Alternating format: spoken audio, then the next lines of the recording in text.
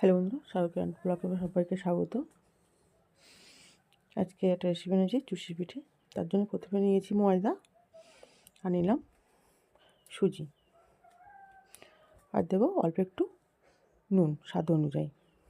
কিন্তু মিষ্টি জাতীয় খাবারে একটু নুন না দিলে টেস্টটা ভালো আসবে না। আর ভালো করে সমস্ত উপকরণগুলো দেখতেই পাচ্ছেন হাত দিয়ে মিশিয়ে নিচ্ছি। এবারে অল্প অল্প জল দিয়ে একটা ডো বানিয়ে নেব। একবারে বেশি জল দিলে ডোটা নরম হয়ে যেতে পারে। দেখলেন আমার ডোটা বানানো হয়ে গেছে। এবারে এই ডোটাকে দুটো ভাগে ভাগ করে নিয়েছি।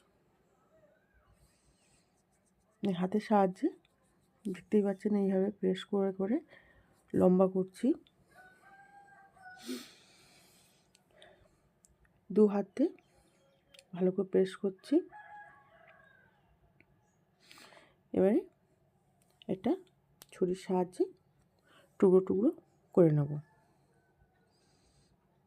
সমান করে টুকরো করে কেটে নেব।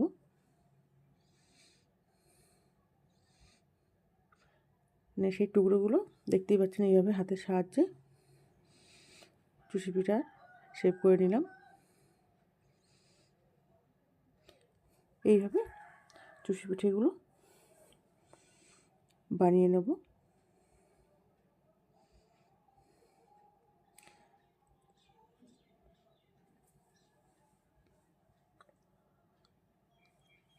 দেখতে পাচ্ছেন সমস্ত চুষি পিঠা আমার বানানো হয়ে গেছে।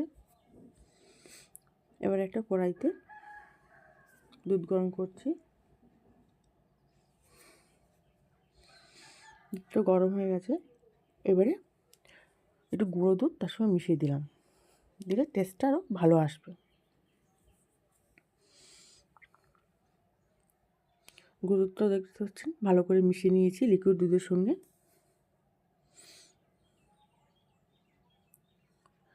এবারে চুষি পিঠেগুলো দুধের মধ্যে দিয়ে দেবো।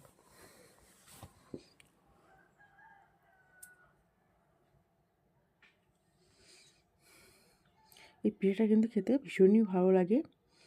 একবার আপনারা বাড়িতে বানিয়ে দেখবেন, খুব সোজাভাবে বানানো যায়।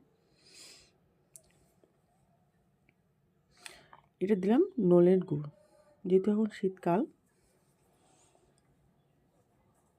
এবার গুড়টা দিয়ে ভালো করে মিশিয়ে নেব।